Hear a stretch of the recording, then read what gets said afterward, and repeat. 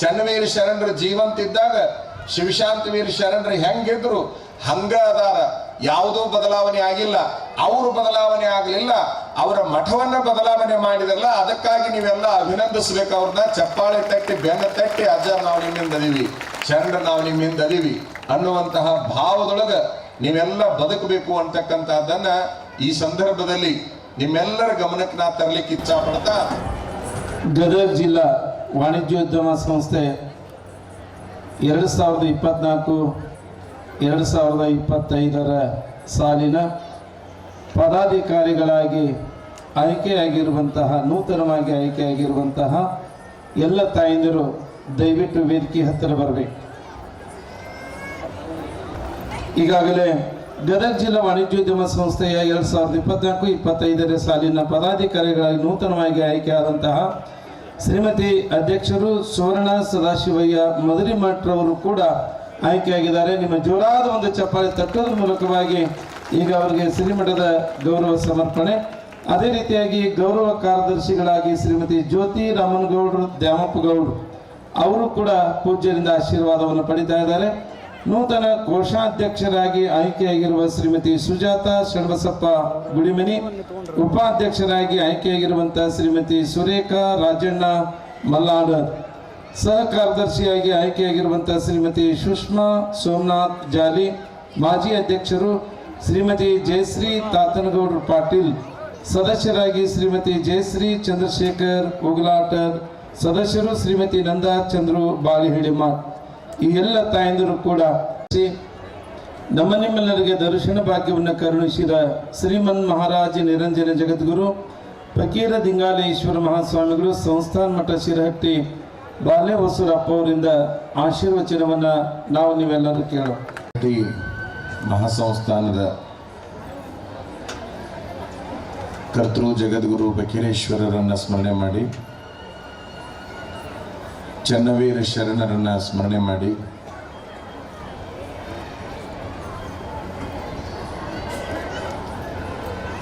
ಅವರ 29ನೇ ಸ್ಮರಣೋತ್ಸವ ಮತ್ತು ಸಾಮೂಹಿಕ ವಿವಾಹಗಳ ಈ ವೇದಿಕೆಯಲ್ಲಿ ವಿರಾಜಮಾನರಾಗಿರುವಂತಹ ಹೊಸಳ್ಳಿ, ಬಳಗಾನೂರು, ವೀರೇಶ್ವರ ಪುಣ್ಯಾಶ್ರಮ ಗದಗ ಹಾಗೂ ಪಾಟೀಲ್ ಗುರೂಜಿಯಲ್ಲಿ ಇನ್ನೊಬ್ಬ ಶರಣರಲ್ಲಿ ಶರಣೆಂದು ಮಾಜಿ ಸಚಿವರಾದ CC ಪಾಟೀಲ್ರ ಚಿರಂಜೀವಿ ಅವರೇ, ಯಾವತ್ತೂ ಸನ್ಮಾನಿತರೆ, ಎಲ್ಲ ಶಾಸ್ತ್ರಗಳನ್ನು ರಸ ಮಾಡಿಕೊಂಡು ಪಾನ ಮಾಡಿರುವಂತಹ ಹಿರಿಯ ಜ್ಞಾನಿಗಳಾದ ಕೃಷ್ಣಾನಂದ ಶಾಸ್ತ್ರಿಗಳವರು, ಕಲಾವಿದರೆ, ಮಹಾಜನಗಳೇ, ಮಾತೆಯರೇ, ಮುದ್ದು ಮಕ್ಕಳೇ, ವರ್ದಿಗ,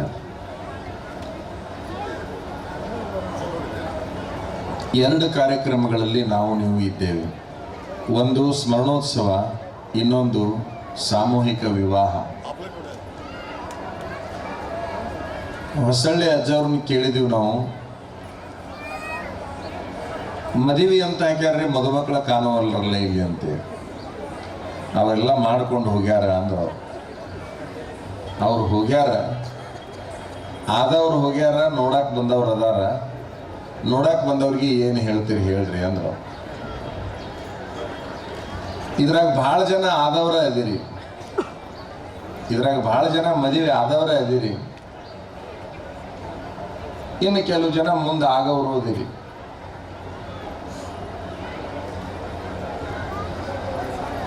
ಮೊದಲನೆಯದಾಗಿ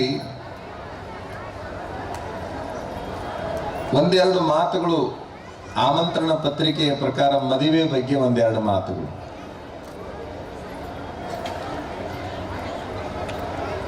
ಈ ಮದುವೆ ಅನ್ನುವಂಥ ಶಬ್ದಕ್ಕೆ ಬಹಳ ಶಬ್ದಗಳದಾವ.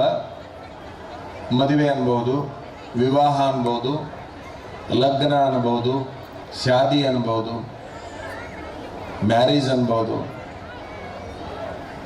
ಏನೇ ಅಂದ್ರೂ ಕೂಡ ಒಂದೇ, ಒಂದು ಗಂಡು ಒಂದು ಹೆಣ್ಣನ್ನು ಕೂಡಿಸುವ ಕಾರ್ಯಕ್ರಮ. ನಿಮ್ಮೆಲ್ಲರ ಅಭಿಪ್ರಾಯದಲ್ಲಿ ಒಂದು ಗಂಡು ಒಂದು ಹೆಣ್ಣನ್ನು ಕೂಡಿಸುವ ಕಾರ್ಯಕ್ರಮ ಆದರೆ, ಶರಣರ ದೃಷ್ಟಿಯಲ್ಲಿ ಮದುವೆ ಅಂದ್ರೆ ಒಂದು ಹೆಣ್ಣು ಒಂದು ಗಂಡನ್ನು ಕೂಡಿಸುವ ಕಾರ್ಯಕ್ರಮ ಅಲ್ಲ. ಎರಡು ದೇಹಗಳನ್ನು ಒಂದು ಕಡೆಗೆ ಕೂಡಿಸುವ ಕಾರ್ಯಕ್ರಮಕ್ಕೆ ಅವರು ಮದುವೆ ಲಗ್ನ ಅನ್ನೋದಿಲ್ಲ. ಎರಡು ಜೀವಗಳನ್ನು ಒಂದು ಕಡೆಗೆ ಸೇರಿಸುವ ಕಾರ್ಯಕ್ರಮಕ್ಕೆ ಅವರು ಮದುವೆ ಅಂತಾರೆ, ಲಗ್ನ ಅಂತಾರೆ. ಸೊಲ್ಲಾಪುರ ಸಿದ್ದರಾಮೇಶ್ವರದ ಒಂದು ವಚನ ಇದೆ, ಹೆಣ್ಣಿನ ಮನಸ್ಸು ಗಂಡಿನೊಳಗಾದರೆ, ಗಂಡಿನ ಮನಸ್ಸು ಹೆಣ್ಣಿನೊಳಗಾದರೆ ವಿವಾಹವಾಗಿ ಕೂಡಿತ್ತು ನೋಡ ಅಂತ ಹೇಳ್ತಾರೆ. ಈ ಮನಸ್ಸು ಅದರೊಳಗಾಗಬೇಕು, ಆ ಮನಸ್ಸು ಇದ್ರೊಳಗಾಗಬೇಕು, ಅದು ವಿವಾಹ ಲಗ್ನ ಮದುವೆ ಅನಿಸಿಕೊಂಡು ಬಿಡ್ತದೆ. ನಮ್ಮ ದೇಶ ಒಂದನ್ನ ಬಿಟ್ಟು, ಈ ಭಾರತ ಒಂದನ್ನ ಬಿಟ್ಟು ಉಳಿದ ಎಲ್ಲಾ ದೇಶಗಳಲ್ಲಿ ಮದುವೆ ಆಗ್ತಾವಲ್ಲ, ಎರಡು ದೇಹಗಳನ್ನ ಕೂಡಿಸುವ ಕಾರ್ಯಕ್ರಮಕ್ಕೆ ಮದುವೆ ಅಂತ ಅವರು ಅನ್ಬಹುದು, ಎಲ್ಲರೂ ಅನ್ಬಹುದು. ಆದ್ರೆ ಭಾರತ ದೇಶದಲ್ಲಿ ಎರಡು ದೇಹಗಳನ್ನು ಕೂಡಿಸುವಂತಹದ್ದಕ್ಕೆ ಮದುವೆ ಅನ್ನೋದಿಲ್ಲ, ಎರಡು ಜೀವಗಳನ್ನು ಒಂದು ಕಡೆಗೆ ಸೇರಿಸುವಂತಹದ್ದಕ್ಕೆ ಮದುವೆ ಅಂತಾರ. ಅಂತಹ ಎರಡೆರಡು ಜೀವಗಳನ್ನು ವರ್ಷವೂ ಕೂಡ ಶರಣರು ಕೂಡಿಸ್ತಾ ಬಂದಿದ್ದಾರೆ. ದೇಹಗಳು ಕೂಡಿದ್ರೆ ಆಗಲು ಬಿಡ್ತಾವ, ಯಾವಾಗ ಆಗಲ್ತಾವ ಗೊತ್ತಾಗೋದಿಲ್ಲ. ಈಗ ಯಾವಾದ್ರೂ ಕೋರ್ಟಿನೊಳಗೆ ಗಂಡ ಹೆಂಡತಿ ಹೋಗ್ಯಾವಪ್ಪ ಅಂತಂದ್ರೆ ಅವು ಎರಡು ದೇಹ ಕೂಡಿದ್ವು ಅಂತ ಅರ್ಥ.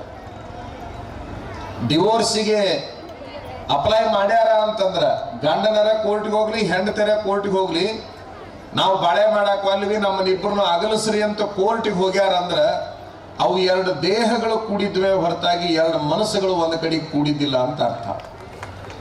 ಎರಡು ಮನಸ್ಸು ಒಂದು ಕಡೆಗೆ ಕೂಡಿ ಬಿಟ್ರೆ ಕೋರ್ಟಿನಿಂದ ಅಲ್ಲ, ಬ್ರಹ್ಮನಿಂದನೂ ಕೂಡ ಅಗಲಿಸಲಿಕ್ಕೆ ಬರುವುದಿಲ್ಲ. ಅದು ನಿಜವಾದ ಸಂಸಾರ. ಯಾವುದಕ್ಕೆ ಸಂಸಾರ ಅಂದ್ರು ಶರಣರು ಅಂತಂದ್ರೆ ಎರಡು ಜೀವಗಳನ್ನು ಒಂದು ಕಡೆಗೆ ಸೇರಿಸೋದೈತಲ್ಲ, ಅದು ಸಂಸಾರ ಅಂತ ಅವ್ರು ಕರೆದ್ರು. ಈ ಮದುವೆ ಅಂತೇನು ನೀವೆಲ್ಲ ಬಹಳ ಜನ ಆದವರದಿರಲ್ಲ, ನಿಮ್ಮನ್ನು ಬಹಳ ಮಂದಿಗೆ ಎಬಿಸಿ ಒಬ್ಬೊಬ್ಬರನ್ನ ನಿಲ್ಲಿಸಿ ಮದುವೆ ಅಂದ್ರೆ ಏನು ಅಂತ ಕೇಳಿದ್ರೆ ನಮ್ಗೇನು ಗೊತ್ತಿಲ್ಲ ಬಿಡ್ರಿ, ಮಾಡಿದ್ರು ಆಗಿರಿ. ನಮ್ಮ ಮನ್ಯಾಗ ಮಾಡಿದ್ರಿ ಮದುವೆ ಆಗಿನಿ, ಇಷ್ಟು ಬಿಟ್ರೆ ನನಗೇನೂ ಗೊತ್ತಿಲ್ಲ ಅಂತ ನೀವು ಅಂತೀರಿ. ಮದುವೆ ಅಂತ 3 ಅಕ್ಷರ ಅದಾವ. ಆ ಶಬ್ದದಲ್ಲಿ 3 ಅಕ್ಷರ ಅದಾವ, ಮ ದು ವೇ ಅಂತ ಹೇಳಿ. ಯಾರು ಮದುವೆ ಆಗಬೇಕು, ಯಾರು ಮದುವೆ ಆಗಬೇಕು ಅಂತಂದ್ರೆ ಈ 3 ಅಕ್ಷರಗಳಿಗೆ ಯಾರು ಫಿಟ್ ಅದಾರಲ್ಲ, ಅರ್ಹರದಾರಲ್ಲ, ಅವ್ರು ಮದುವೆ ಆಗ್ಬೇಕು. ಏನವು 3? ಮೊದಲನೇ ಅಕ್ಷರ ಮ ಅಂತ ಐತಿ. ಮ ಅಂದ್ರೆ ಏನು? ಮೊದಲನೇ ಅಕ್ಷರದ ಅರ್ಥ ಏನು? ಮ ಅಂದ್ರೆ ಏನು? ಮದುವೆ ಶಬ್ದದ ಮೊದಲನೇ ಅಕ್ಷರ ಮ. ಮ ಅಂದ್ರೆ ಮಮಕಾರ. ಮಮಕಾರದ ಅರ್ಥ ಯಾವುದು ಅಂತಂದ್ರೆ ನನ್ನದು ನನ್ನದು ನನ್ನದು ಅಂತ. ಮದುವೆ ಆಗುವ ಹುಡುಗನಿಗೆ, ಮದುವೆ ಆಗುವ ಹುಡುಗಿಗೆ ಏನಿರ್ಬೇಕು ಮೊದಲನೇದಾಗಿ ಅಂತಂದ್ರೆ ಎಲ್ಲದೂ ನನ್ನದು ಅನ್ನುವಂಥ ಭಾವ ಇರಬೇಕು, ಮನಸ್ಸಿರ್ಬೇಕು. ಮನೆ ನಂದು, ಹೊಲ ನಂದು, ಬಾಳೆ ನಂದು, ಅವ್ವ ನಂದು, ಅಪ್ಪ ನಂದು, ಊರು ನಂದು, ಉದ್ಯೋಗ ನಂದು, ಎಲ್ಲದೂ ನನ್ನದು ಅನ್ನುವಂಥದ್ದು ಯಾರಿಗೆ ಬರ್ತೈತಲ್ಲ ಅವರು ಮದುವೆ ಆಗಕ್ಕೆ ಯೋಗ್ಯರದಾರ ಅಂತ ಅರ್ಥ. ಮದುವೆಕ್ಕಿಂತ ಮೊದಲ ಹುಡುಗನರ ಹುಡುಗಿನರ ಕೇಳ್ರಿ, ಅವ ಯಾವಾಗಲೂ ಏನ್ ಹೇಳ್ತಿರ್ತಾನ, ಆ ಹುಡುಗಿ ಏನ್ ಹೇಳ್ತಿರ್ತಾಳ ಅಂತಂದ್ರೆ ನಮ್ಮ ಅವ್ವನ್ ಕೇಳ್ರಿ, ನಮ್ಮ ಅಪ್ಪನ ಕೇಳ್ರಿ ಅಂತಿರ್ತಾರ ಅವ್ರು. ಅಂದ್ರೆ ಇನ್ನೂ ನಮ್ದು ಅನ್ನೋದು ಬಂದಿಲ್ಲ ಅವಕ್ಕಂತ. ಮದುವೆ ಆಗುವ ಹುಡುಗರು ಆಗುವ ಪೂರ್ವದಲ್ಲಿ ಏನಂತಾವ ಅಂದ್ರೆ ನಮ್ಮ ಅಪ್ಪನ ಕೇಳ್ರಿ, ನಮ್ಮ ಅವ್ವನ್ ಕೇಳ್ರಿ ಅಂತ. ಯಾವಾಗ ಮದುವೆ ಆತಲ್ಲ, ಏನಿದ್ರು ನನ್ನ ಕೇಳ್ರಿ, ಈಗೆಲ್ಲ ನಾನು ನೋಡ್ಕೊಳಕತ್ತೀನಿ ಅಂತ. ಅಂದ್ರೆ ನನ್ನದು ಅನ್ನೋದು ಬಂತು ಅಂತ ಅಲ್ಲಿಗೆ. ಮ ಅಂದ್ರೆ ಮಮಕಾರ, ಮಮಕಾರ ಅಂದ್ರೆ ನನ್ನದು ಅಂತ.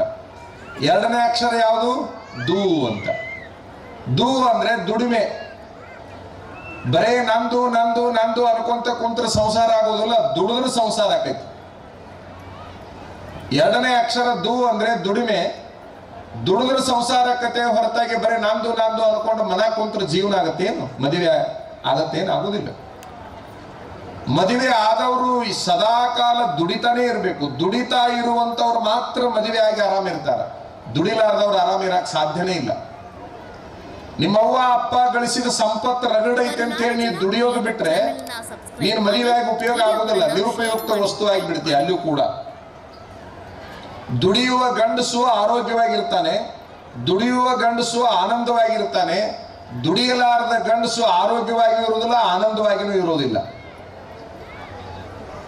ಸರ್ವಜ್ಞ ಸುಮ್ಮನೆ ತಿನ್ನೋದು ಕುಂದ್ರದು ಮಾಡೋರಿಗೊಂದು ವಚನ ಹೇಳ್ತಾನ.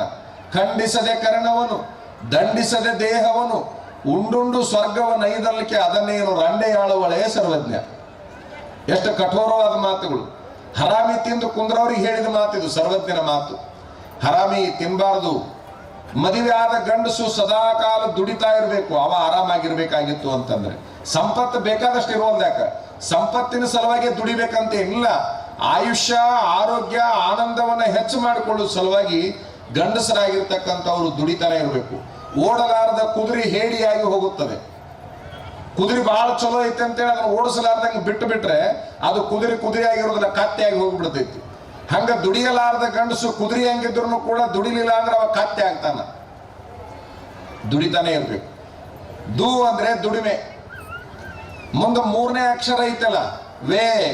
ವೇ ಅಂದ್ರೆ ವ್ಯವಹಾರ. ನನ್ನದನ್ನು ಗುಣ ಇರ್ಬೇಕು ಮದುವೆ ಆಗೋರಿಗೆ. ಎರಡನೇದಾಗಿ ದುಡಿತಾ ಇರಬೇಕು. ಮೂರನೇದಾಗಿ ವ್ಯವಹಾರ ಜ್ಞಾನ ಇರಬೇಕು.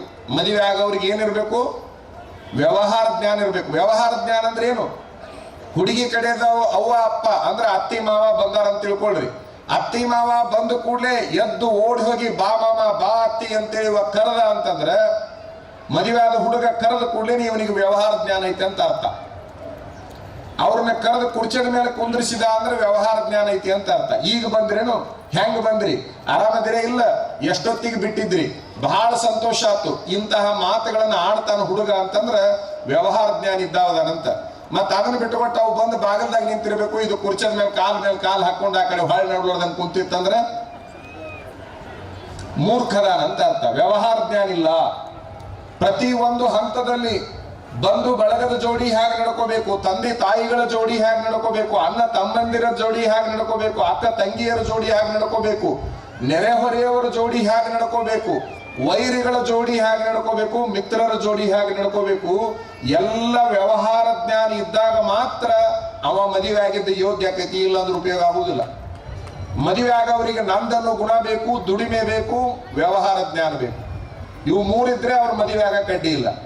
ಮೊನ್ನೆ ಒಬ್ಬ ಅವನು ಕೇಳಿದೆ ನಾನು, ಮದುವೆ ಅಂದ್ರೆ ಏನ್ಲೇ ಹುಡುಗ ಅಂತ ಕೇಳಿದೆ. ಮದುವೆ ಅಂದ್ರೆ ಮಜಾರಿ ಅಂದವ.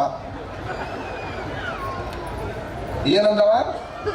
ಮದುವೆ ಅಂದ್ರೆ ಏನು? ಮದುವೆ ಆಗಕತ್ತಿಯಲ್ಲ, ಮದುವೆ ಅಂದ್ರೆ ಏನಂತ ನಾ ಕೇಳ್ತೀನಿ. ಮದುವೆ ಅಂದ್ರೆ ಮಜಾರಿ ಅಂದವ. ಯಾರು ಮೊದಲನೇ ಅಕ್ಷರಕ್ಕೆ ಮಜಾ ಅಂತ ಅರ್ಥ ಮಾಡ್ತಿರಲ್ಲ, ಮುಂದೆ ಎರಡು ಅಕ್ಷರ ತನ್ನಷ್ಟು ತಾನ ಬದಲಿ ಹಾಕವ್. ನೀವೇನು ಅವ್ನು ಬದಲಿ ಮಾಡೋದು ಬೇಡ. ಮೊದಲನೇ ಅಕ್ಷರಕ್ಕೆ ಮಜಾ ಅಂತ ಅರ್ಥ ಮಾಡಿಬಿಟ್ರೆ ಎರಡನೇ ಅಕ್ಷರ ದುಃಖವಾಗಿ ಬಿಡ್ತೈತಿ. ದು ಅಂದ್ರೆ ದುಃಖ. ದುಃಖ ತನ್ನಷ್ಟಕ್ಕೆ ತಾನ ಬದಲಿ ಆಗಿಬಿಡ್ತೈತಿ, ದುಃಖ ಆಗ್ತೈತಿ. ಯಾವಾಗ ದುಃಖ ಬಂತೋ ನಿನಗೆ ವ್ಯಸನ ಪ್ರಾರಂಭ ಆಗ್ತದೆ. ವೇ ಅಂದ್ರೆ ವ್ಯಸನ, ವ್ಯಸನ ಅಂದ್ರೆ ಚಿಂತೆ. ಅದಕ್ಕಾಗಿ ನಾವು ಬಹಳ ಕಡೆಗೆ ಏನ್ ಹೇಳ್ತಿರ್ತೀವಿ ಅಂದ್ರೆ ಮದುವೆ ಆಗುವ ಹುಡುಗರಿಗೆ ಬಹಳ ಕಿಮ್ಮತ್ತಿನ ಕೆಲವು ಮಾತುಗಳನ್ನ ಹೇಳ್ತಿರ್ತೀವಿ. ಗಂಡಸರು ಮದುವೆ ಆಗ್ಬೇಕು ಅಂತ ನಮ್ಮ ಆಸೆ. ಮತ್ತೆ ಏನ್ ಬೇರೆ ಬೇರೆದವ್ರು ಹಾಕಾರಂದ್ರಿ ಅಂತ ನೀವು ಕೇಳಬಹುದು. ಗಂಡಸರೇ ಮದುವೆ ಆಗ್ಬೇಕು, ಯಾರ್ಯಾರ ಮದುವೆ ಆಗ್ಬಾರ್ದು. ಯಾರಿಗೆ ಗಂಡಸರು ಅನ್ಬೇಕು ಅದೊಂದು ಪ್ರಶ್ನೆ ಬರ್ತೈತಿ. ಗಂಡಸರ ಮದುವೆ ಆಗಬೇಕು ಅಂದಾಗ ಯಾರಿಗೆ ಗಂಡಸರು ಅನ್ಬೇಕು ಅನ್ನೋದೊಂದು ಪ್ರಶ್ನೆ ಬರ್ತದೆ. ನಾ ಗಂಡಸು ಅನ್ನವ 3 ಕೆಲಸ ಮಾಡ್ಬೇಕು ಅಂತ ನಾ ಹೇಳ್ತಿರ್ತೀನಿ.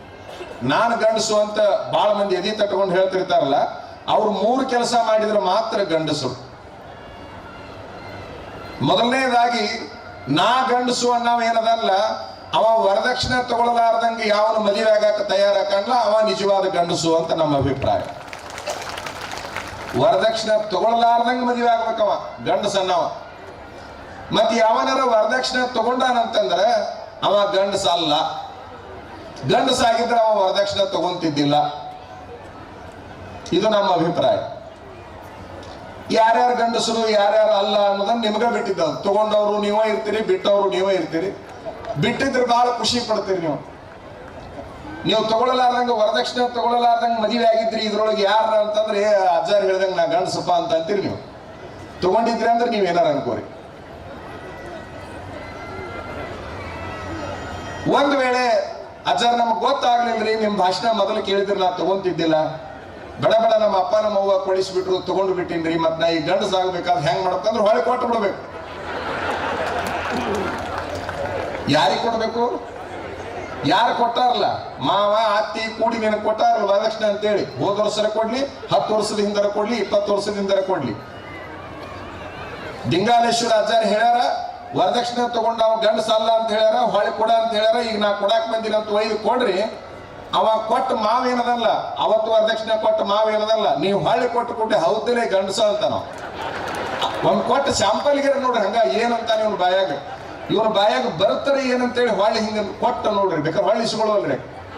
ಅವನ ಬಾಯಿಯೊಳಗೆ ಬರುವ ಮೊದಲನೇ ಶಬ್ದ ಹೌದಲೇ ಗಂಡಸ ಅಂತ ನಾವು. ಯಾವನು ಮದುವೆ ಆಗ್ಬೇಕನ್ನೋರು ಅದಿರಿ, ಅಥವಾ ಮಕ್ಕಳು ಮದುವೆ ಮಾಡ್ಬೇಕನ್ನೋರು ಅದಿರಿ, ಗಂಡಸ್ತನಕ್ಕೆ ನಿಲ್ಲಬೇಕು. ವರದಕ್ಷಿಣೆ ತಗೊಳ್ಳಲಾರ್ದಂಗ್ ಮದುವೆ ಮಾಡ್ತೀವಿ, ವರದಕ್ಷಿಣೆ ತಗೊಳ್ಳಾರ್ದಂಗ್ ಮದುವೆ ಹಾಕಿವಿ ಅನ್ನುವಂತ ತಾಕತ್ತನ್ನ ತೋರಿಸ್ಬೇಕು. ವರದಕ್ಷಿಣೆ ಅತ್ಯಂತ ಕೆಟ್ಟ ಸಂಸ್ಕೃತಿ, ವರದಕ್ಷಿಣೆ ಅತ್ಯಂತ ಹೀನ ಸಂಸ್ಕೃತಿ, ವರದಕ್ಷಿಣೆ ಅತ್ಯಂತ ದೌರ್ಬಲ್ಯದ ಸಂಕೇತ. ಒಂದು ವರದಕ್ಷಿಣೆ ತಗೊಳ್ಳಲಾರ್ದಂಗ್ ಮದುವೆ ಆಗ್ರಿ, ಮದುವೆ ಆಗುವಂಗಿದ್ರ. ಇಲ್ರಿ ವರದಕ್ಷಿಣೆ ತಗೊಳ್ಳಿಲ್ಲ ಅಂದ್ರೆ ನಮಗ್ ಮದುವೆನ ಆಗಕ್ ಬರಂಗಿಲ್ಲ ಅಂದ್ರೆ ಯಾವ್ದಾರ ಮಟ್ಟಕ್ಕೆ ಸ್ವಾಮಿಗಳಾಗ್ರಿ. ಹಂಗಂತೇಳಿ ನಾವು ವರದಕ್ಷಿಣೆ ಸಲುವಾಗಿ ಸ್ವಾಮಿಗಳಾಗಿವಿ ಅಂತ ತಿಳ್ಕೊಬೇಡ್ರಿ.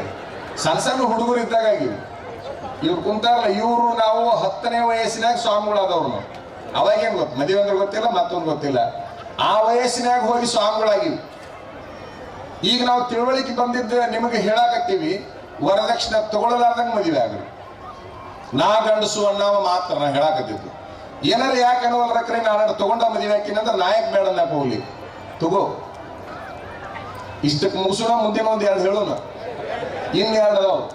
ನಮ್ಮ ಕೃಷ್ಣಾನಂದ ಶಾಸ್ತ್ರಿಗೆ ಹೇಳಕತ್ತೀರ, ಅವು 2 ಹೇಳೇ ಬಿಡ್ರಿ ಅಂತ. ಒಂದನೇದಾಗಿ ನಾ ಗಂಡಸನ್ನವ ವರದಕ್ಷಿಣೆ ತಗೊಂಡು ಮದುವೆ ಆಗಬಾರ್ದು, ಒಂದನೇದು. ಎರಡನೇದು ಯಾವುದು ಅಂತಂದ್ರೆ ಮದುವೆ ಆದ ಕೂಡ್ಲೇನೆ ಮದುವೆ ಆಗಿರ್ತಕ್ಕಂಥ ಹುಡುಗ ಹೆಂಡತಿ ಮಾತರ ಕೇಳನ್ನು ಅಥವಾ ತನಗೆ ತಿಳಿದರನ್ನು ಇನ್ಯಾವುದೋ ಕಾರಣಕ್ಕೆ ಅವ್ರ ಅವ್ವ ಅಪ್ಪನ ಹತ್ತು ಹೋಗಿ ನನ್ನ ಪಾಲಿಗೆ ಎಷ್ಟು ಆಸ್ತಿ ಬರ್ತೈತೆ ಅಷ್ಟು ಆಸ್ತಿ ಬಿಟ್ಟು ಕೊಟ್ಟು ಬಿಡು, ನಾನು ಹೊರಗೆ ಹೋಗ್ತೀನಿ ಅಂತ ಯಾವನಂತ ನೋಡ, ಅವ ಗಂಡಸಲ್ಲ. ಮದುವೆ ಆದ ಮೇಲೆ ತಂದೆ ತಾಯಿನ ಪಾಲು ಕೇಳಲಾರ್ದವ ಗಂಡಸೇ ಹೊರತಾಗಿ ಪಾಲು ಕೇಳಿದ ಅಂದ್ರೆ ಅವ ಗಂಡಸ ಅಲ್ಲೇ ಅಲ್ಲ ಅಂತಕ್ಕಂಥದ್ದು ನಮ್ಮ 2ನೇ ತೀರ್ಮಾನ. ಕೇಳಬಾರ್ದು. ನೀನು ಒಂದು ಹೆಣ್ಣಿನ ಕೈಯನ್ನ ಹಿಡಿದು ಆ ಹೆಣ್ಣಿನ ಹೊಟ್ಟೆಯನ್ನ, ನಿನ್ನ ಹೊಟ್ಟೆಯನ್ನ ತುಂಬಿಸಿಕೊಳ್ಳಿಕ್ಕೆ ಹಿರಿಯರ ಪಾಲನ್ನ ಕೇಳ್ತೀನಿ ನೀನು ಅಂತಂದ್ರೆ, ಯಾರೋ ಮಾಡಿಟ್ಟ ಆಸ್ತಿಯನ್ನ ನೀ ಕೇಳ್ತಿ ಅಂದ್ರೆ ನೀ ಗಂಡಸಲ್ಲ, ಬದುಕಾಗುದಿಲ್ಲ. ಏನು 2 ಹೊಟ್ಟೆಯನ್ನು ತುಂಬಿಸ್ಲಾಕ ಆಗಲಾರ್ದಷ್ಟು ಹೇಳಿ ನೀನದಿಯಾ ಅನ್ನೋ ಪ್ರಶ್ನೆ ನಂದು. ಅದಕ್ಕೆ ತಂದೆ ತಾಯಿಗಳ ಆಸ್ತಿ ಏನೈತಲ್ಲ, ಎಲ್ಲಿ ಹೋಗ್ತೈತದು? ಅವ್ರು ಹೋದ ಮೇಲೆ ಅದ ನಿನ್ನ ಬ್ಯಾಡಂದ್ರು ನಿನ್ನ ಹೆಸರಲ್ಲಿ ಬಂದು ಕುಂತಿರ್ತೈತಿ. ಅದಕ್ಕೆ ತಂದೆ ತಾಯಿ ಜೀವಂತ ಇರೋ ತನಕ ಆಸ್ತಿ ಕೇಳೋ ಗಂಡಸಲ್ಲ. ಯಾರ ಆಸ್ತಿ ಕೇಳಲಾರ್ದಂಗೆ ಬದುಕ್ತಾರಲ್ಲ ಅವರು ಒರಿಜಿನಲ್ ಗಂಡಸರು ಅನ್ನುವಂಥದ್ದನ್ನು ನಾವು ಹೇಳ್ತೀವಿ. 3ನೇದೊಂದು ಬಹಳ ಮಹತ್ವದ್ದೈತಿ. ಮದುವೆ ಆಗವ್ರಿಗೆ ಹೇಳೋ ಮಾತಿದು, ಮದುವೆ ಆದವ್ರಿಗೆ ಹೇಳೋ ಮಾತು. 3ನೇದು ಯಾವುದು ಅಂದ್ರೆ, ಊಟಕ್ಕೇನು ಹೋಗಿ ಕುಂದಿರ್ತಾರಲ್ಲ, ನಾ ಗಂಡಸ್ ಅಂತೇಳಿ ಊಟಕ್ಕೇನು ಹೋಗಿ ಕುಂದಿರ್ತಾರಲ್ಲ, ಆ ಕುಳಿತಂತ ಸಂದರ್ಭದಲ್ಲಿ ತಟ್ಟಿ ಒಳಗೆ ಏನೇನಾರ ತಂದು ಹಾಕ್ತಾರ ನೋಡ್ರಿ, ನೀಡ್ತಾರಲ್ಲ, ಚಪಾತಿನೋ ರೊಟ್ಟಿನೋ ಅನ್ನನೋ ಏನೋ ನೀಡ್ತಾರಲ್ಲ, ಆ ನೀಡಿದ ಕೂಡಲೇ ಬಾಯಾಗ ಹಾಕೋಬಾರ್ದು, ಅದನ್ನು ತಿನ್ನಬಾರ್ದು. ನಿಜವಾದ ಗಂಡಸಾಗಿರ್ತಕ್ಕಂಥವ ಆ ತುತ್ತನ್ನ ಹಿಂಗೊಂದ್ ಸಾರಿ ಪ್ರಶ್ನೆ ಮಾಡ್ಬೇಕು, ಕೈಯಾಗ ಹಿಡ್ಕೋಬೇಕು. ಅದನ್ನ ರೊಟ್ಟಿ ಚಪಾತಿ ಏನ್ ನೀಡ್ಯಾರಲ್ಲ ತಾಟ್ನೊಳಗ, ಅದನ್ನ ಕೈಯಾಗ ಹಿಡ್ಕೊಂಡು ಆ ತುತ್ತಿಗೆ ಕೇಳ್ಬೇಕು, ನಾ ದುಡಿದ ಮೇಲೆ ನನ್ನ ಕೈಯಾಗ ಬಂದಿಯೋ, ಯಾರ ದುಡಿದ ಮೇಲೆ ಬಂದಿಯೋ ಅಂತ ಆ ತುತ್ತಿಗೆ ಕೇಳಬೇಕು. ಆ ತುತ್ತು ನೀ ದುಡಿದ ಮೇಲೆ ನಿನ್ನ ಕೈಯಾಗ ಬಂದಿನಂದ್ರ ಮಾತ್ರ ಬಾಯಾಗ ಹಾಕೊಳ್ಳೋ ಗಂಡಸೇ ಹೊರತಾಗಿ ಉಳಿದವ್ರ ಗಂಡಸರಲ್ಲ. ತಾ ದುಡ್ದಿದ್ದನ್ನ ತಾ ತಿನ್ನವ್ ಯಾವನದಲ್ಲ ಅವ ನಿಜವಾದ ಗಂಡಸಾಗ್ತಾನ. ಏನ್ರಿ ಆಚಾರ ಇಷ್ಟ ಕುಂಡ ಹೇಳ್ತಿರ್ಲ, ನೀವೇನ್ ದುಡ್ದ ಊಟ ಮಾಡ್ತೀರಿ ಅನ್ಬಹುದು, ನೀವು ಅನ್ಬಹುದು, ಸಹಜವಾಗಿದೆ. ಬಾಯಾಗ ಬಂದಿಲ್ಲ ಅಂದ್ರೂ ಮನಸ್ಸಿನಾಗಾರ ಬಂದಿರ್ತೈತೆ, ಆಚಾರ ನೀವು ದುಡಿತೀರೇನ್ರಿ ಅಂತ ಕೇಳ್ಬಹುದು.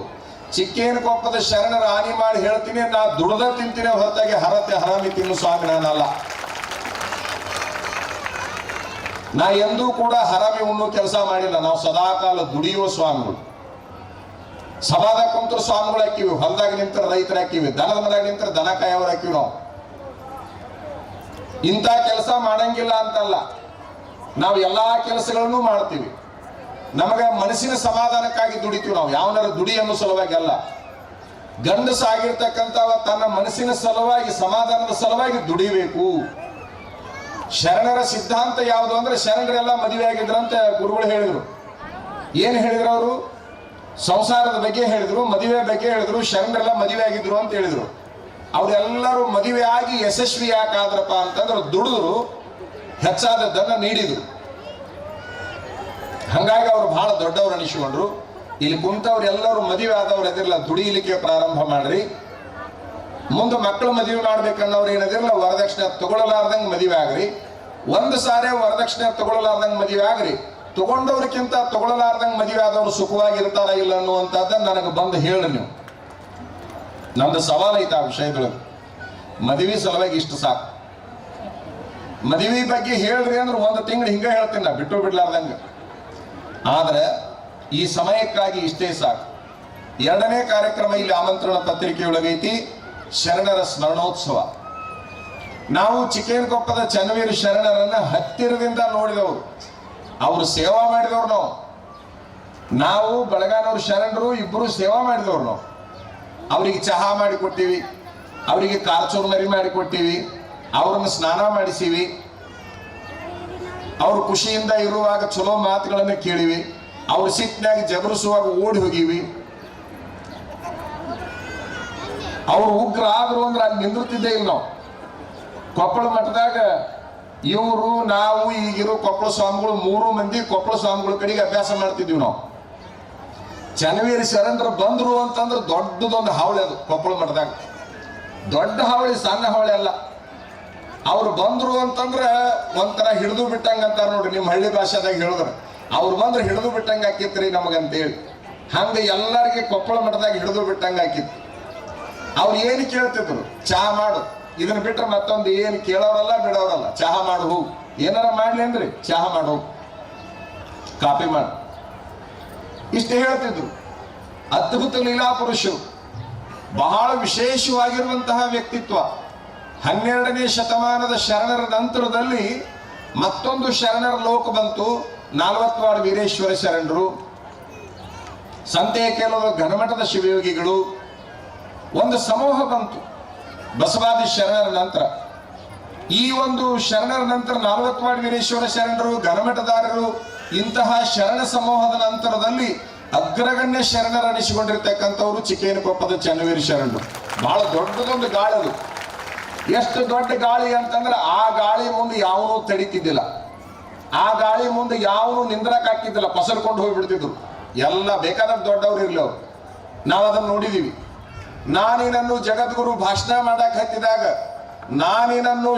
ಜಗದ್ಗುರುಗಳು ಭಾಷಣ ಮಾಡಕ್ ಹತ್ತಿದಾಗ ಚಿಕ್ಕೇನಕೊಪ್ಪದ ಚನ್ನವೀರ ಶರಣರು ಬಂದ್ರು ಅಂದ್ರೆ ಸಾಕು, ಬಹುಶಃ ಜಗದ್ಗುರುಗಳು ಭಾಷಣ ಅಲ್ಲಿಗೆ ನಿಂತು ಹೋಗ್ಬಿಡ್ತಿದ್ವು. ಜಗದ್ಗುರುಗಳಿಗೆ ತಳಮಳ ಹಾಕಿತ್ತು.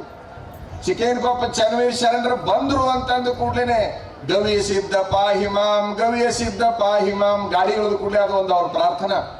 ಅಷ್ಟು ಅನ್ಕೊಂತ ಬಂತು ಅಂತಂದ್ರೆ ಎಂತ ಸಭಾ ಇದ್ರು ಕೂಡ 2 ಭಾಗ ಆಗಿಬಿಡ್ತಿತ್ತು. ಎಷ್ಟೇ ಗದ್ದಲ ಇದ್ರು ಕೂಡ 2 ಭಾಗ ಆಗಿಬಿಡ್ತಿತ್ತು. ಅಂತಹ ಬಹುದೊಡ್ಡ ಕರ್ನಾಟಕದ ಎಲ್ಲ ಜಗದ್ಗುರುಗಳನ್ನ ಸೈಡ್ ಇಟ್ಟು ಮೆರೆದಂತ ಒಬ್ಬ ಶರಣ ಅಂದ್ರೆ ಚಿಕ್ಕೇನಕೊಪ್ಪ ಶರಣ ಅನ್ನುವಂಥದ್ದನ್ನ ನಾವು ಕಂಡವರು, ಕೇಳಿದವರಲ್ಲ. ಕೇಳಿದವರು ಬೇರೆ, ಕಂಡವ್ರು ಬೇರೆ. ಅಂತಹ ಒಬ್ಬ ಶರಣರ ಸ್ಮರಣೋತ್ಸವದಲ್ಲಿ ನಾವು ನೀವೆಲ್ಲ ಪಾಲ್ಗೊಂಡಿದ್ದೇವೆ. ನಿಜವಾಗಲೂ ಕೂಡ ಬಹಳ ಸಂತೋಷ. ಅವ್ರು ಏನ್ ಮಾಡಿದ್ರು, ಲಿಂಗೈಕ್ಯ ಚನ್ನವೀರ ಶರಣರು ಏನ್ ಮಾಡಿದ್ರು, ಅವ್ರು ಏನು ಮಾಡಿದ್ರು ಅಂದ್ರೆ ಭಕ್ತರನ್ನ ಕಟ್ಟಿದ್ರು, ಜನರನ್ನ ಒಂದು ಕಡೆಗೆ ಕಟ್ಟಿ ಹಾಕುವ ಪ್ರಯತ್ನವನ್ನು ಮಾಡಿದ್ರು. ಇವ್ರು ಏನ್ ಮಾಡಿದ್ರು, ಈಗಿರೋ ಶರಣರು ಯಾವ ಜನರನ್ನ ಕಟ್ಟ್ಯಾರಲ್ಲ ಆ ಜನರ ಮಕ್ಕಳಿಗಾಗಿ ಶಿಕ್ಷಣ ಸಂಸ್ಥೆಯನ್ನ ಕಟ್ಟಿದ್ರು. ಇದು ಬಹಳ ಮಹತ್ವದೈತಿ, ಇದು ಬಹಳ ಮಹತ್ವದ. ಅವರು ಜನರನ್ನ ಕಟ್ಟಿದ್ರು, ಆ ಜನರ ಮಕ್ಕಳಿಗಾಗಿ ಇವರು ಶಿಕ್ಷಣ ಸಂಸ್ಥೆಯನ್ನ ಕಟ್ಟಿದ್ರು. ಇಲ್ಲಿ ಏನೂ ಇರಲಿಲ್ಲ. ಚಿಕ್ಕೇನಕೊಪ್ಪದ ಚನ್ನವೀರ ಶರಣರ ಕಾಲಕ್ಕೆ ಇಲ್ಲಿ ಏನೂ ಇರಲಿಲ್ಲ. ಅದೊಂದು ಮಠ ಇತ್ತು, ಸಾಣದೊಂದು ಮಠ ಇತ್ತು. ಇವತ್ತು ಎಲ್ಲಿ ನೋಡಿದ್ರು ಅಲ್ಲಿ ಎತ್ತರವಾದ ಕಟ್ಟಡಗಳು. ಅವರು ಮಾಡಿದ್ದು ಸ್ವಲ್ಪ ಭೂಮಿ, ಇವರು ಮಾಡಿದ್ದು ಬಹಳಷ್ಟು ಭೂಮಿ, ಬಹಳಷ್ಟು ಕಡೆಗೆ ಸಂಸ್ಥೆಗಳನ್ನ ಕಟ್ಟುವ ಕೆಲಸವನ್ನ. ಅಕ್ಕ ಮಹಾದೇವಿದ ಒಂದು ವಚನ ಐತಿ, ನಿಮ್ಮ ಮುಡಿಗೆ ಹೂವ ತರುವೆನಲ್ಲದೆ ಹುಲ್ಲ ತಾರೇನು ಅಂತ. ಅಕ್ಕ ಮಹಾದೇವಿ ವಚನ ಇದೆ. ನಿಮ್ಮ ಮುಡಿಗೆ ಹೂವ ತರುವೆನಲ್ಲದೆ ಹುಲ್ಲ ತಾರೇನು ಅಂತ ಹೇಳಿ. ಮದುವೆ ಆಗು ಹೆಣ್ಣು ಹುಡುಗರು ತವ್ರ ಮನೆಯಾಗ ಹೇಳಬೇಕು, ನಿಮ್ಮ ಮುಡಿಗೆ ಹೂವ ತರುವೆನಲ್ಲದೆ ಹುಲ್ಲ ತಾರೇನು ಅಂತ ಹೇಳಬೇಕು. ನೀವು ಗಂಡನ ಮನೆಗಿಂದ ಏನ್ ತಗೊಂಡ್ಬರ್ತೀನಿ, ಹೂವು ತರ್ತೀನಿ ಅಂದ್ರೆ ಕೀರ್ತಿಯನ್ನ ತಗೊಂಡು ಬರ್ತೀನಿ ಅಂತ ಅನ್ಬೇಕು. ಅವ್ವ ಹೇಳಿಲ್ಲಂತ, ಅವ್ವ ಮಗಳಿಗೆ ಮದುವೆ ಮಾಡಿ ಉಡಿ ಅಕ್ಕಿ ಹಾಕಿ ಗಂಡನ ಮನೆಗೆ ಕಳಿಸೋ ಮುಂದೆ, ನೋಡು ಗಂಡನ ಮನೆಗೆ ಹೊಂಟಿದಿ, ಅಲ್ಲಿ ನಾನಾ ತರ ಮಂದಿ ಇರ್ತಾರ, ನೀ ಹೆಸರು ತಗೊಂಡ್ಬರ್ಬೇಕಾ, ಮತ್ತ ಹೆಸರು ತಗೊಂಡ್ಬರ್ಬೇಕು. ತವ್ರ ಮನೆಗೆ ಏನ್ ತರಬೇಕು, ಹೆಸರು ತರಬೇಕು ಅಂತ ಅದು ಹೇಳಿ ಕಳಿಸ್ತು ಅವ್ವ. ಇದು ಮೊದಲನೇ ಸಾರಿ ಗಂಡನ ಮನೆಗೆ ಹೋಗಿ ಹೊಳ್ಳಿ ಬರೋ ಮುಂದೆ ಕನಿಷ್ಠ ಅರ್ಧ ಕ್ವಿಂಟಲ್ ನಂಗೆ ಹೆಸರು ಕೊಡ್ರಿ ನಮ್ಮ ಅವ್ವ ಹೇಳಂದ್ಲತ್ತಿ. ಕನಿಷ್ಠ ಅರ್ಧ ಕ್ವಿಂಟಲ್ ಹೆಸರು ಕೊಡ್ರಿ, ನಮ್ಮವ್ವ ಹೆಸರ ತಗೊಂಡ್ ಬರ್ಬೇಕಂತ ಹೇಳ್ಯಾಳ. ಕಡ್ಲಿ ಬೇಡ, ಹುರುಳಿ ಬೇಡ, ಗೋಧಿ ಬೇಡ, ಜೋಳ ಬೇಡ, ಅಕ್ಕಿ ಬೇಡ, ಏನ್ ಬೇಕು ನಮಗ, ಹೆಸರು ತರಬೇಕಂದಂತ. ಅಂದ್ರ ಅವ್ವ ಹೇಳಿದ ಹೆಸರು ಇದಾನು, ಇದ್ದ ಹೆಸರು ಜಳ ಜಳ ಮಾಡಿ ಬಂತಿದ್ವು. ಆ ಹೆಸರು ತಗೊಂಡು ತಿನ್ನ ಹೆಸರು ತಗೊಂಡು ಬಂದು ಇದ್ದ ಹೆಸರು ಹಾಳು ಮಾಡಿ ಇಡ್ತಿದ್ವು. ಹಂಗಾಗಬಾರ್ದು. ನೀವು ಮನೆಗೆ ಹೋಗುವಾಗ, ಗಂಡನ ಮನೆಗೆ ಹೋಗುವಾಗ ಏನು ಸಂಕಲ್ಪ ಮಾಡಿ ಹೋಗ್ಬೇಕು ಅಂತಂದ್ರ, ತವರಿಗೆ ಹೂವ ತರುವೆನಲ್ಲದೆ ಹುಲ್ಲ ತಾರೇನು ಅಂತ ನೀವು ಹೋಗ್ಬೇಕು. ಹಂಗ ಶರಣರು ಏನ್ ಮಾಡಿದ್ರಪ್ಪ ಅಂತಂದ್ರ, ಆ ಲಿಂಗದೊಳಗಾಗಿರ್ತಕ್ಕಂಥ ಚನ್ನವೀರ ಶರಣರ ಮುಡಿಗೆ ಹೂವ ತಂದಾರೆ ಹೊರತಾಗಿ ಅವರು ಹುಲ್ಲು ತರುವ ಕೆಲಸವನ್ನ ಮಾಡಿಲ್ಲ ಅನ್ನುವಂತಹದ್ದನ್ನು ಈ ಸಂದರ್ಭದಲ್ಲಿ ಹೇಳಬೇಕಾಗ್ತದೆ. ಬಹುದೊಡ್ಡ ಪರಂಪರೆಯನ್ನ, ಬಹಳ ವಿಶೇಷ ಅಂದ್ರೆ 100 ವರ್ಷ 500 ವರ್ಷ 1000 ವರ್ಷದ ಹಿಂದೆ ಕೆಲವು ಮಠಗಳು ಸ್ಥಾಪನೆ ಆದವು. ಅವಕ್ಕಾಗಿ ಒಂದು ಪರಂಪರೆ ಅಂತ ಐತಿ. ಈಗ ನಾವು ಶಿರಹಟ್ಟಿ ಮಠ ಸ್ವಾಮಿಗಳಾಗಿವಿ, ಶಿರಹಟ್ಟಿ ಮಠಕ್ಕೆ ಒಂದು ಪರಂಪರೆ ಐತಿ. ಇವರು ಹೊಸಳ್ಳಿ ಸ್ವಾಮಿಗಳದಾರ, ಹೊಸಳ್ಳಿ ಮಠಕ್ಕೊಂದು ಪರಂಪರೆ ಐತಿ. ಬೂದಿ ಸ್ವಾಮಿಗಳು 775 ವರ್ಷ ಬದುಕಿದ್ರು, ಅದೊಂದು ಪರಂಪರೆ ಅದ. ಆದ್ರೆ ಹೊಸದಾಗಿ ಬಂದು ಒಂದು ದೊಡ್ಡ ಪರಂಪರೆಯನ್ನ ಹಾಕಿ ಅವ್ರದೇ ಒಂದು ಹೆದ್ದಾರಿಯನ್ನ ಮಾಡಿಟ್ಟು ಹೋದ್ರಲ್ಲ, ಆ ಚನ್ನವೀರ ಶರಣರಿಗೆ, ಈ ಚನ್ನವೀರ ಶರಣರಿಗೆ, ಶಿವಶಾಂತವೀರ ಶರಣರಿಗೆ ಯಾರು ಸಮ ಅಲ್ಲ ಅಂತಕ್ಕಂಥದ್ದನ್ನು ಈ ಸಂದರ್ಭದಲ್ಲಿ ಹೇಳಬೇಕಾಗತ್ತೆ ಅಂತಕ್ಕಂಥದ್ದು. ಬಹುದೊಡ್ಡ ಪರಂಪರೆ, ಬಹುದೊಡ್ಡ ಹೆದ್ದಾರಿ. ಆ ಕೆಲಸವನ್ನ ಅವರು ಮಾಡಿರ್ತಕ್ಕಂಥದ್ದು ನಮ್ಮ ಮನಸ್ಸಿಗಂತೂ ಬಹಳ ಖುಷಿಯಾಗಿದೆ ಅನ್ನೋದನ್ನು ಈ ಸಂದರ್ಭದಲ್ಲಿ ಹೇಳಲಿಕ್ಕೆ ಇಚ್ಛಪಡ್ತಾ, ಒಂದು ಗುಂಜಿ ಹೆಚ್ಚಾಗುವಂತಹ, ಒಂದು ಗುಂಜಿ ಕಡಿಮೆ ಆಗುವಂತಹ ಕೆಲಸವನ್ನ ಅವರು ಮಾಡಿಲ್ಲ. ಚನ್ನವೀರ ಶರಣರು ಜೀವಂತಿದ್ದಾಗ ಶಿವಶಾಂತವೀರ ಶರಣರು ಹೆಂಗಿದ್ರು ಹಂಗ ಅದಾರ, ಯಾವುದೂ ಬದಲಾವಣೆ ಆಗಿಲ್ಲ. ಅವರು ಬದಲಾವಣೆ ಆಗಲಿಲ್ಲ, ಅವರ ಮಠವನ್ನ ಬದಲಾವಣೆ ಮಾಡಿದ್ರಲ್ಲ, ಅದಕ್ಕಾಗಿ ನೀವೆಲ್ಲ ಅಭಿನಂದಿಸ್ಬೇಕು ಅವ್ರನ್ನ. ಚಪ್ಪಾಳೆ ತಟ್ಟಿ ಬೆನ್ನ ತಟ್ಟಿ, ಅಜ್ಜ ನಾವು ನಿಮ್ಮಿಂದ ಅದೀವಿ, ಶರಣ ನಾವು ನಿಮ್ಮಿಂದ ಅದೀವಿ ಅನ್ನುವಂತಹ ಭಾವದೊಳಗ ನೀವೆಲ್ಲ ಬದುಕಬೇಕು ಅಂತಕ್ಕಂಥದ್ದನ್ನ ಈ ಸಂದರ್ಭದಲ್ಲಿ ನಿಮ್ಮೆಲ್ಲರ ಗಮನಕ್ಕೆ ನಾ ತರಲಿಕ್ಕೆ ಇಚ್ಛಪಡ್ತಾ ಬರ್ತಿತ್ತು. ಇವತ್ತು ಎಲ್ಲದೂ ಎಲ್ಲರ ಕೈಯಾಗಿ ಸಿಗುತ್ತೈತಿ. ಇಂತಹ ಬಹಳ ಮುಂದುವರೆದ ಕಾಲದೊಳಗೆ ಸ್ವಾಮಿಗಳಾಗಿ ಬಾಳೆ ಮಾಡೋದೈತಲ್ಲ, ಹಿಂದಿನವ್ರಿಗಿಂತ ಕಷ್ಟದ ಕೆಲಸ ಐತೆ. ಅಷ್ಟು ಸರಳ ಅಂತ ತಿಳ್ಕೊಬೇಡ್ರಿ, ಬಹಳ ಸರಳ ಅಂತ ತಿಳ್ಕೊಬೇಡ್ರಿ. ನಮ್ಮ ಮುಂದೆ ಯಾವನೇ ಎದಕ್ಕೆ ಬಂದು ಕುಂತಿರ್ತಾನೋ ಗೊತ್ತಾಗೋದಿಲ್ಲ. ಏನು ಮೊಬೈಲ್ ಹಚ್ಕೊಂಡು ಕುಂತಿರ್ತಾನೋ, ಹಂಗ ಕುಂತಿರ್ತಾನೋ ಗೊತ್ತಾಗೋದಿಲ್ಲ. ಮಾತಾಡಿದ್ರೆ ಸಿಕ್ಕಾಕೊಂತೀವಿ, ಮಾತಾಡ್ಲಿಲ್ಲ ಅಂದ್ರೆ ಸ್ವಾಮಿಗೆ ಸತ್ತು ಬಂದತಿ ಅಂತಾರ. ಬಹಳ ಕಷ್ಟದ ಕೆಲಸ. ಇವತ್ತಿನ ಕಾಲಕ್ಕೆ ಸ್ವಾಮಿ ಆಗೋದೇನೈತಲ್ಲ, ಬಹಳ ಕಷ್ಟದ ಕೆಲಸ. ಸಂಸಾರಿ ಆಗುವಂತ ಸುಖ ಭೂಮಿ ಮೇಲೆ ಸ್ವಾಮಿ ಆಗೋದ್ರಾಗ ಇಲ್ಲ ಇಲ್ಲ ಅನ್ನೋದು ನೀವು ತಲೆಯಾಗಿ ಇಟ್ಕೊಂಡು ಬಿಡ್ರಿ. ಎಕ್ಕ ಗಾಡಿ ಮತ್ತು ಎತ್ತಿನ ಗಾಡಿ ಅಂತ ಎರಡದಾವ. ಒಂದು ಎಕ್ಕ ಗಾಡಿ, ಇನ್ನೊಂದು ಎತ್ತಿನ ಗಾಡಿ. ನಿಮ್ಗೆಲ್ಲ ಗೊತ್ತಲ್ಲ, ಎಕ್ಕ ಗಾಡಿಗೆ ಎಷ್ಟು ಎತ್ತಿರ್ತಾವಪ್ಪ? ಒಂದ ಎತ್ತಿತ್ತಂದ್ರ ಅದು ಎಕ್ಕ ಗಾಡಿ. ಎತ್ತಿನ ಗಾಡಿ ಅಂದ್ರ 2 ಎತ್ತಿರವ. ಚಕ್ಕಡಿಗೆ ಏನು 2 ಇರ್ತಾವ, ಎಕ್ಕ ಗಾಡಿಗೆ ಒಂದೇ ಎತ್ತಿರ್ತೈತಿ. ಈಗ ಎಲ್ಲಾ ಕಡೆಗೆ ದಾರಿ 2 ಕಡೆಗೆ ಇರ್ತಾವ, ಚಕ್ಕಡಿ ದಾರಿನ ಇರ್ತಾವ ಹೊರತಾಗಿ ಎಕ್ಕ ಗಾಡಿ ದಾರಿ ಅಂತ ಎಲ್ಲರದಾವನ್ರಿ. ಈ ಕರ್ನಾಟಕದೊಳಗೆ ಚಕ್ಕಡಿ ದಾರಿ ಅಂತನ ಒಂದು ಪ್ರಸಿದ್ಧ ಐತಿ. ಚಕ್ಕಡಿ ದಾರಿ ಅಂತದಾವ, ಎಕ್ಕ ಗಾಡಿ ದಾರಿ ಅಂತ ಎಲ್ಲೂ ಇಲ್ಲ. ಒಂದ್ ವೇಳೆ ಆ ಚಕ್ಕಡಿ ದಾರಿ ಒಳಗನೆ ಎಕ್ಕ ಗಾಡಿ ಹೋಗ್ಬೇಕಾತಪ್ಪ ಅಂತಂದ್ರ ಚಲೋ ದಾರಿ ಆ ಕಡೆನೂ ಸಿಗಂಗಿಲ್ಲ, ಈ ಕಡೆನೂ ಸಿಗಂಗಿಲ್ಲ. ಎಕ್ಕ ಗಾಡಿ ಎದುರಾಗ ಹೋಗ್ಬೇಕು, ನಡುವಿನ ಮುಳ್ಳು ಕಂಟಿಗಳಲ್ಲೇ ತನ್ನ ಗುರಿಯನ್ನು ಮುಟ್ಟಬೇಕು. ಈಗಿನ ಸನ್ಯಾಸಿಗಳ ಬದುಕು ಎಕ್ಕ ಗಾಡಿ ಜೀವನ ಇದ್ದಂಗ, ಎಕ್ಕ ಗಾಡಿ ಬದುಕಿದ್ದಂಗ. ಆ ಕಡೆ ಇಳಿದ್ರು ನಡೆಯಂಗಿಲ್ಲ, ಈ ಕಡೆ ಇಳಿದ್ರು ನಡೆಯಂಗಿಲ್ಲ. ಸುಮ್ಮನೆ ಹೋಗ್ಬೇಕು, ನಡುವಿನ ಮುಳ್ಳು ಕಂಟಿಗಳನ್ನ ತುಳ್ಕೊಂತ ಹೋಗ್ಬೇಕು. ಅಷ್ಟ ಕಷ್ಟದ ಕೆಲಸ ಐತಿ. ಚಿಕ್ಕೇನಕೊಪ್ಪದ ಚನ್ನವೀರ ಶರಣರು ಮುಂದುವರೆದ ದಿನಮಾನದಲ್ಲಿ ಒಂದು ತಮ್ಮದು ಪ್ರಭಾವವನ್ನ, ಪರಂಪರೆಯನ್ನ ಹಾಕಿ ಹೋದ್ರಲ್ಲ, ಅದೇನು ಸಾಣದಂತ ತಿಳ್ಕೊಬೇಡ್ರಿ ನೀವು. ಬಹಳ ದೊಡ್ಡದಂದ್ರೆ ಬಹಳ ದೊಡ್ಡದದು. ಈಗಿನ ಕಾಲದ ಜನ ಹೆಂಗದಾರಂತ ಒಂದು ಮಾತು ಹೇಳಿ ಮುಗಿಸ್ಬಿಡ್ತೀನಿ. ಜನ ಬಹಳ ದಾರಿ ಬಿಟ್ಟಾರ್ರಿ, ಸರಿಯಾಗಿ ಬಾಳೆ ಮಾಡ್ತಾ ಇಲ್ಲ, ಬಹಳ ಚಟ ಮಾಡ್ತಾರ, ದುಡಿಯೋದು ನಿಲ್ಲಿಸ್ಯಾರ, ಉಡಾಳರಾಗ್ಯಾರ. ಹಿಂಗ ಎಲ್ಲಾ ಕಡೆ ಸುದ್ದಿ ಅಂತ ಯಾವನೋ ಒಬ್ಬ ಹೋಗಿ ಪರಮಾತ್ಮಗೆ ಹೇಳಿದ್ನಂತಾವ. ಭೂಲೋಕದೊಳಗೆ ಹಿಂಗ ಆಗೈತಿ ಪರಿಸ್ಥಿತಿ ಅಂತ ಪರಮಾತ್ಮನ ಮುಂದೆ ಹೇಳಿದಾಗ ಅವ ಅಂದ, ಆ ಸ್ವಾಮಿಗಳೆಲ್ಲ ಏನ್ ಮಾಡಕತ್ತಾರ ಅವರು? ಯಾರವ ಅಂದವ? ಪರಮಾತ್ಮ ಈ ಚಾಡ ಹೇಳೋನ್ ಮುಂದ ಊರಿಗೊಬ್ಬರನ್ನ ತಾಲೂಕಿಗೆ 4 ಮಂದಿ ಸ್ವಾಮಿಗಳು ಇಟ್ಟಿ ನಾನು ಅವರೆಲ್ಲ ಏನ್ ಮಾಡಕತ್ತಾರ ಅಂತ ಜನರನ್ನ ಅಂತ ಹುಡುಗರನ್ನ ತಿದ್ದು ಕೆಲಸನ ಸ್ವಾಮಿಗಳು ಮಾಡ್ಬೇಕು, ಶರಣರು ಮಾಡ್ಬೇಕು, ಶಾಸ್ತ್ರಿಗಳು ಮಾಡ್ಬೇಕು, ಪಂಡಿತರು ಮಾಡ್ಬೇಕು. ಅದನ್ನೆಲ್ಲ ಬಿಟ್ಟು ಅವ್ರು ಏನ್ ಮಾಡಕತ್ತಾರಂತ ಅವ್ರ ಮುಂದೆ ದಬಾಯಿಸಿದಾಗ ಅವ್ರದ್ದು ಯಾವ್ದು ನಡಿಲಾರ್ದಂಗೆ ಆಗೈತ್ರಿ ಈಗ ಅಂದಿವ. ಆ ಸ್ವಾಮಿಗಳದು ಶರಣರದು ಎಲ್ಲ ಪಂಡಿತರದು ಶಾಸ್ತ್ರಿಗಳದು ಏನು ನಡಿಲಾರ್ದಂಗ ಆದ್ಮೇಲೆ ನಿಮ್ಮ ಹತ್ರ ಬಂದೀನಿ. ಹಂಗಾದ್ರೆ ನಾನ ಬಂದು ಬಿಡ್ತೀನಿ ಅಂದಂತವ. ಯಾವಾಗ ನನ್ನ ಪ್ರತಿನಿಧಿಗಳಾದ ಶರಣರು ಸ್ವಾಮಿಗಳದ್ದು ಮಾತು ನಡೆಯೋಲ್ಲಾಗೈತಿ ಭೂಮಿ ಮೇಲೆ ಅಂದ್ರೆ ನಾನ ಬಂದು ಬಿಡ್ತೀನಿ ಅಂತೇಳಿ ಬಂದ. ಅವ ವಿಚಾರ ಮಾಡಿದ, ಬಿನ್ ಡ್ರೆಸ್ ಮೇಲೆ ಬಂದು ಬಿಟ್ರೆ ನಡೆಯಂಗಿಲ್ಲದ ಕೆಲಸ, ಇಷ್ಟು ಕೆಟ್ಟ ವಾತಾವರಣದೊಳಗೆ ಯೂನಿಫಾರ್ಮ್ ಮೇಲೆ ಬರ್ಬೇಕಂದವ. ಯಾಕಂದ್ರೆ ನೀವು ಎಲ್ಲಾ ಪುರಾಣಗಳನ್ನು ಓದ್ರಿ, ಪರಮಾತ್ಮ ಆ ರೂಪದಾಗ ಬಂದ, ಈ ರೂಪದಾಗ ಬಂದ. ಇಲ್ಲಿ ಇವರಷ್ಟು ಯಾರು ಓದಿಲ್ಲ. ನಾವೇನು ಕುಂತೀವಲ್ಲ, ನಮ್ಮ ಎಲ್ಲರ ಪೈಕಿ ಬಹಳ ಓದ್ಕೊಂಡವ್ರು ಯಾರಪ್ಪ ಅಂದ್ರೆ ಕೃಷ್ಣಾನಂದ ಶಾಸ್ತ್ರಿಗಳು. ಎಲ್ಲ ಶಾಸ್ತ್ರಿ ಏನ್ ಹೇಳ್ತಾವ್ರಿ, ಪರಮಾತ್ಮ ಆ ರೂಪದಾಗ ಬಂದ, ಈ ರೂಪದಾಗ ಬಂದ, ಒರಿಜಿನಲ್ ರೂಪದಾಗ ಬಂದಂತ ಎಲ್ಲರೂ ಒಂದ್ರ ಹೇಳವನ್. ಅವ ಬೇರೆ ರೂಪದಾಗ ಬಂದ, ನರಿಯಾಗಿ ಬಂದ, ನಾಯಾಗಿ ಬಂದ, ಹಾವಾಗಿ ಬಂದ, ಚೋಳಾಗಿ ಬಂದ, ಏನೋ ಒಂದು ಬೇರೆ ಬೇರೆ ಹೇಳ್ತಾರ. ಹಂಗ ಎಲ್ಲ ಶಾಸ್ತ್ರದಾಗ ಹಂಗ ಹೇಳ್ಯಾರ, ಬೇರೆ ಬೇರೆ ರೂಪದಾಗ. ಅವ ವಿಚಾರ ಮಾಡಿದ, ಬೇರೆ ರೂಪದಾಗ ಇಷ್ಟು ಕೆಟ್ಟ ವಾತಾವರಣದೊಳಗ ನನ್ನ ಮೂಲ ರೂಪದೊಳಗನ ಹೋಗಿ ಬಿಡ್ಬೇಕಂತೇಳಿ ಬಂದ. ಒಂದೂರಿಗೆ 4 ಮಂದಿ ಗಿಡದ ಕಟ್ಟಿ ಮೇಲೆ ಕುಂತಿದ್ರು. ಒಳ್ಳೆ ವಯಸ್ಸಿನ ಹುಡುಗರು, ಮಧ್ಯಾಹ್ನ 12 ಗಂಟೆ, 25 ವರ್ಷದ ಹುಡುಗರು ಮಧ್ಯಾಹ್ನ 12 ಗಂಟೆ ಖಾಲಿ ಕಟ್ಟಿ ಮೇಲೆ ಕುಂತ. ಅವ ವಿಚಾರ ಮಾಡಿದ, ಇದ ಮಕ್ಕಳು ಊರಿಗೆ ಮಿಕ್ಕಿದವ್ರು ಕಾಣ್ತೈತಿ.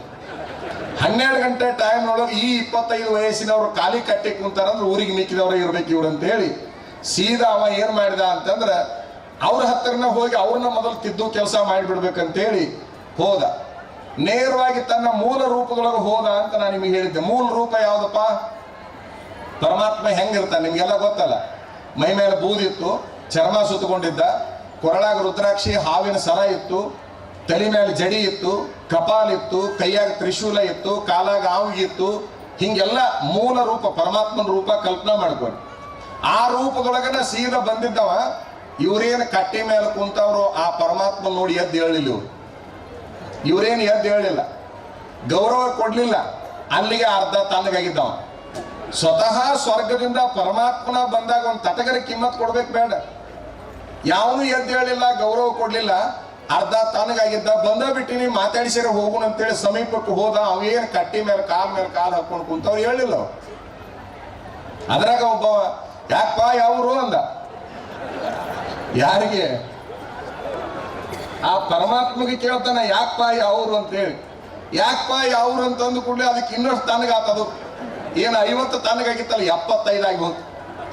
ಆದ್ರೂ ಧೈರ್ಯ ಮಾಡಿಕೊಂಡು ಬಂದ ಬಿಟ್ಟಿನ ತಡಿ ಅಂತೇಳಿ ನಾನು ಎಲ್ಲಿ ನೋಡಿಲ್ಲ ಅಂದವ. ನಿನ್ನೆಲ್ಲಿ ನೋಡ್ಬೇಕು, ನಾವೆಲ್ಲಿ ನೋಡಿದ್ರೆ ಯಾಕೆ ಕೇಳ್ತಿದ್ವಿ ಅಂತ ಮತ್ತೊಬ್ಬ ಅಂದ. ಹೋಗ್ಲಿ, ಈ ರೀತಿ ಎಲ್ಲರ ನೋಡಿರೇನೋ? ನೋಡಿವಿ, ನಮ್ಮ ಮನ್ಯಾಗ ಫೋಟೋ ಐತಿ, ನಮ್ಮಪ್ಪನ ಮವ್ವ ತಂದು ಹಾಕ್ಯಾರ. ಯಾರ್ದದು? ಪರಮೇಶ್ವರನ ಫೋಟೋ. ಎಲ್ಲಿರ್ತಾನವ? ಸ್ವರ್ಗದಾಗಿರ್ತಾನ. ಆ ಸ್ವರ್ಗದಾಗಿರ್ತಾನ. ಅವನ ಹೆಸರು ಪರಮೇಶ್ವರ ಅಂತ ಅನ್ನಕತ್ತಿರಲ್ಲ. ಅವನ ಸ್ವತಃ ಇಲ್ಲಿಗೆ ಇಳಿದು ಬಂದಿನಿ ಭೂಮಿ ಮೇಲೆ ಅಂತಂದಾಗ ಅದ್ರಾಗ ಮತ್ತೊಬ್ಬ ಒಂದಂತ ಸೇಮ್ ಅವನಂಗೆ ಡ್ರೆಸ್ ಮಾಡಿ ಹೇಳಪ್ಪ ಮಗನ ಅಂದಂತ. ಏನಂದವ? ಸೇಮ್ ಅವನಂಗೆ ಡ್ರೆಸ್ ಮಾಡಿ ಹೇಳಪ್ಪ ಮಗನ ಅಂತ. ಸ್ವತಃ ಪರಮಾತ್ಮನೇ ಬಂದ್ರು ಕೂಡ ಸೇಮ್ ಅವನಂಗೆ ಡ್ರೆಸ್ ಮಾಡಿ ಹೇಳಪ್ಪ ಮಗನ ಅನ್ನೋರ ಕಾಲದೊಳಗ ಪರಮಾತ್ಮನಿಗಿಂತ ಒಂದು ಹೆಚ್ಚಿ ದೊಡ್ಡ ಕೆಲಸ ಮಾಡಿ ಹೋದವ್ರು ಚಿಕ್ಕೇನ್ ಕೊಪ್ಪದ ಚನ್ನವೀರ ಶರಣರು. ಅಂತಹ ಮಂದಿ ಒಳಗೆ ತಮ್ಮದೊಂದು ದೊಡ್ಡ ಛಾಪ ಬಿತ್ತಿದ್ರು, ದೊಡ್ಡದೊಂದು ಗಾಳಿ ಹಾಕಿದ್ರು. ಎಂತಹ ನಿಂದಕರು ಕೂಡ ಸೈಡ್ ಸರಿದಿರ್ಬೇಕು. ಅಂತಹ ವ್ಯಕ್ತಿತ್ವ ಚನ್ನವೀರ ಶರಣರದಾಗಿತ್ತು. ಅವರ 29ನೇ ಸ್ಮರಣೋತ್ಸವದಲ್ಲಿ ನೀವೆಲ್ಲ ಸಂಭ್ರಮದಿಂದ ಪಾಲ್ಗೊಂಡಿದ್ದೀರಿ, ಖುಷಿಯಿಂದ ಕುಂತಿದ್ದೀರಿ. ನಿಮ್ಮನ್ನೆಲ್ಲರನ್ನು ನೋಡಿ ನನಗೆ ಖುಷಿ ಆಯಿತು. ಜಗದ್ಗುರು ಫಕೀರೇಶ್ವರನ ಆಶೀರ್ವಾದ, ಹಾನಗಲ್ ಕುಮಾರೇಶ್ವರನ ಆಶೀರ್ವಾದ, ಗವಿಸಿದ್ದೇಶ್ವರನ ಆಶೀರ್ವಾದ, ಚನ್ನವೀರ ಶರಣರ ಆಶೀರ್ವಾದದಿಂದ ನಿಮ್ಮೆಲ್ಲರ ಕಷ್ಟಗಳು ದೂರಾಗಿ ಆಯುಷ್ಯ, ಆರೋಗ್ಯ, ಭಾಗ್ಯಾದಿಗಳು ಪ್ರಾಪ್ತಿಯಾಗಲಿ ನಿಮಗಂತೇಳಿ ಹರಿಸಿ, ನಮ್ಮ ಶಿವಲಿಂಗ ಶಾಸ್ತ್ರಿಗಳು ಈ ಮಠಕ್ಕೆ ಬಹಳ ಒಳ್ಳೆ ಅವಿನಾಭಾವ ಸಂಬಂಧ ಇಟ್ಟುಕೊಂಡವರು. ಅವರು ಬರಬೇಕು ಅಂತ ಹೇಳಿದರು. ಶರಣರು ಆಮಂತ್ರಣ ಕೊಟ್ಟರು. ಆ ಕಾರಣಕ್ಕಾಗಿ ಬಂದ್ವಿ. ಇದನ್ನೆಲ್ಲ ನೋಡಿ ಬಹಳ ಸಂತೋಷ ಪಟ್ಟಿವಿ ಅಂತ ಹೇಳಿ ನಮ್ಮ ಮಾತನ್ನು ಮುಗಿಸ್ತೇವೆ. ಕರುನಾಡ ಜನ ಯೂಟ್ಯೂಬ್ ಚಾನೆಲ್ನ ಸಬ್ಸ್ಕ್ರೈಬ್ ಮಾಡಿ, ವಿಡಿಯೋಗಳನ್ನು ಶೇರ್ ಮಾಡಿ, ಲೈಕ್ ಮಾಡಿ.